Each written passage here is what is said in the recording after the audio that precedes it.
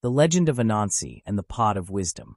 In the heart of an Ashanti village in Ghana, long before wisdom was scattered across the world, lived Anansi the spider.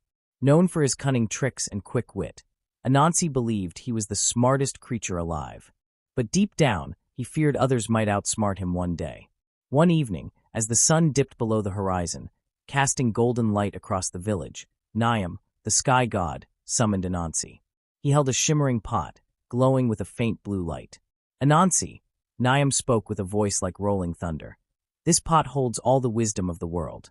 I give it to you, but be warned, wisdom is powerful only when shared."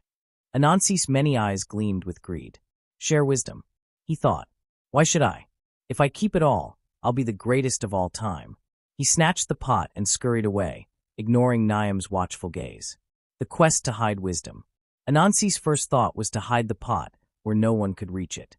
After pondering all night, he decided to hang it at the top of the tallest iroko tree deep in the forest. "If I have all the wisdom up there," Anansi chuckled, "no one can ever challenge me." At dawn, he set off. The pot, heavy with knowledge, swung from his chest as he clambered through the forest. Birds chirped, and the air smelled of damp earth. But the deeper he went, the darker and quieter it became. Even the wind seemed to hold its breath. As Anansi reached the iroko tree, he began to climb. The pot thumped against his chest with every move, making the climb difficult. He slipped twice, nearly falling into the thorny underbrush below. Unbeknownst to Anansi, his young son, Takuma, had followed him quietly, curious about his father's secretive behavior.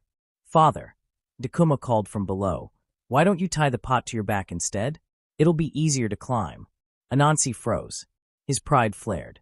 How could a child give me advice when I have all the world's wisdom? He thought angrily. But as he reached for another branch, the pot slipped from his grip. Time seemed to slow as the pot tumbled down, striking branch after branch until it shattered on the forest floor. A burst of light shot out, and tiny glowing fragments of wisdom scattered like fireflies in every direction. They flew across the land into villages, rivers, mountains, and even the sky. A new kind of wisdom. Anansi descended slowly, defeated. Takuma stood beside the broken pot, his eyes wide with wonder. "Look, father," he said. "Wisdom doesn't belong to one. Now everyone has a piece." The forest around them seemed to come alive. Birds sang with new melodies, and the wind whispered ancient secrets. Even the trees, it seemed, nodded in agreement. Realizing the truth, Anansi sighed. His greatest trick had backfired, but he had learned something new. True wisdom lies not in hoarding knowledge, but in sharing it. When Anansi returned to the village, he didn't spin tales of his cunning. Instead, he told the story of the shattered pot, reminding everyone that wisdom grows when passed from one person to another. From that day on, the Ashanti people, and eventually the world, believed that no one person holds all the wisdom.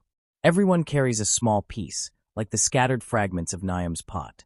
And Anansi, he still plays tricks, but now they're not just for himself. They're lessons wrapped in laughter and wit, teaching those willing to listen.